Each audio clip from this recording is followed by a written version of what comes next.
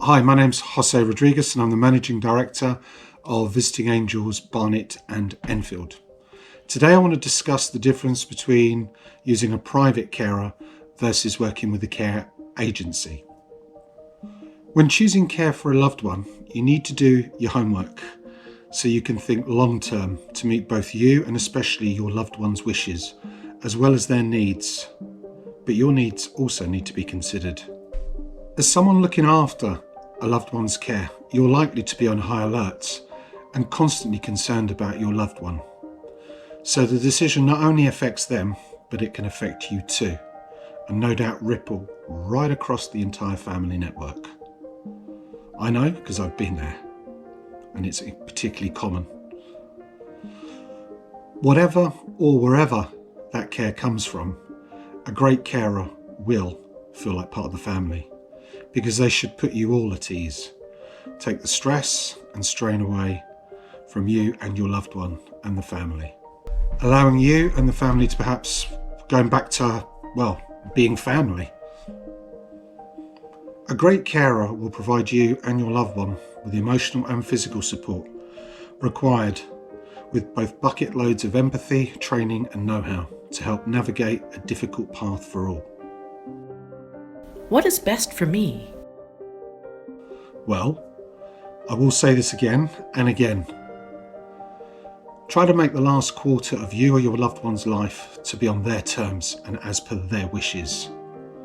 So let's look at the differences, and let's assume, for the purpose of this video, that the carer from either side is as kind, is as empathetic as the other, whether they're a private carer or whether they come from an agency.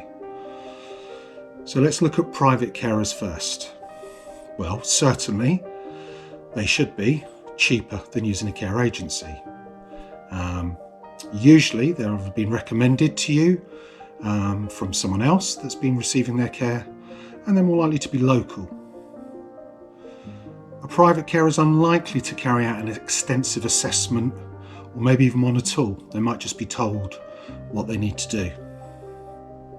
Private carer can develop a close relationship if it's one person, which is obviously a really important aspect of care. A private carer is normally not insured, usually unlikely, not insured to be in your home. A private carer is unlikely to be up to date, but not all of them with current training standards and regulations. Certainly worth checking. A private carer is unlikely to be regulated by the CQC, who are the governing body that set the standards of care. A private carer is unlikely to have a DBS, although I've met many private carers that do have a DBS, which obviously checks that they don't have a criminal record. Certainly worth checking. A private carer is unlikely, although there are private carers that work as a network, to have backup should they get ill or when they go on holiday, which is always a big worry for family. A private carer may only be able to offer limited hours or specific times or services of availability. They may also be limited in terms of what kind of care they can specialise in or the complexity of care, or they might not be trained to do additional tasks, so it can come with limitations. A private carer usually, not all the time, is unlikely to provide PPE, or they might ask you as the family to pay for that as an additional cost. Private carers can also lack the infrastructure to do additional tasks, whether it's to chase up meds, do the shopping, chase up district nurses or OT, although I have met plenty that do. Family may need to step in more with a private carer to support them to do tasks that they can't do. With a private carer, you always have redress, but you have less so if they're not covered by the CQC. So, how does that compare with a care agency carer? Well, certainly agency carers are more expensive, possibly between £5 and £15 more expensive per hour. A good agency will carry out a good, thorough and extensive assessment to review what is required for that person's needs. The agency might have been recommended, but there is always scope to check them out and their rating through independent websites, whether it's homecare.co.uk or Tomnut or Bark and other bodies. The list will be below.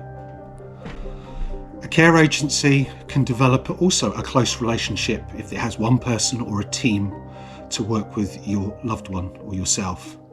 Compassion should come as a standard at a good agency. All carers through a care agency will have to be vetted, whether it's CVs, references, DBSs, interviewed, and they're insured to be in your home. All carers through an agency will have to be up to date with current training standards and will be regulated by the regulatory body, the CQC. A good agency will build a small, bespoke team around the care to allow for carer sickness, holidays and departures. That's just life, that happens. So it is prudent to plan. A good agency should offer the specified hours required about what you or your loved one needs and wants. It should fit in with their needs rather than accommodating it the other way. A good agency should be able to offer unlimited and tailored services to support your loved one's independence.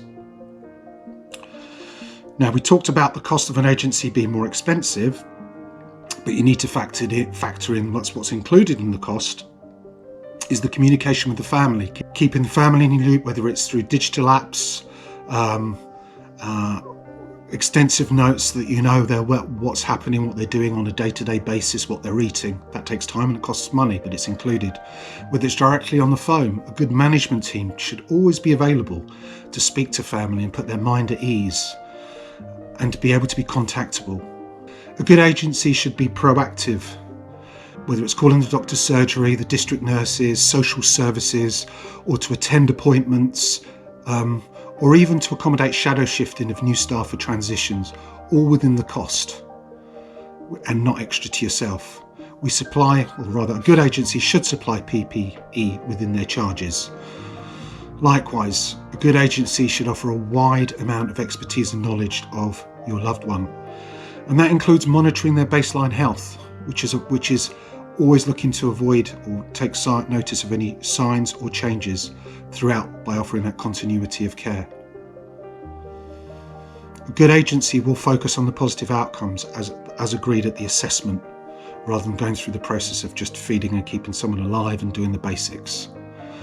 And finally, a care agency and their care are answerable to the families and the regulatory body, and especially the CQC. So, what if you already got your own care in place but need more and your carer cannot provide it? There is scope to mix teams, but it's generally not advisable. But again, let's go back to what I think is one of the most important criteria, which is what will make you or your loved one in particular happy. If they really like a private carer and they feel comfortable with a private carer, but that carer can't support the additional or more complex needs either you or your loved one may require moving forward, then one should try and bring in an agency to work with that private carer as part of that transition. Thank you for listening, and should you have any questions, I'll be happy to answer any questions that you may post or contact me directly or through the website or through the channel, and likewise take a look at any of the other posts that we've done on this channel or through Facebook or on our website. Hopefully you may find that useful in your journey. Thank you very much. Bye-bye.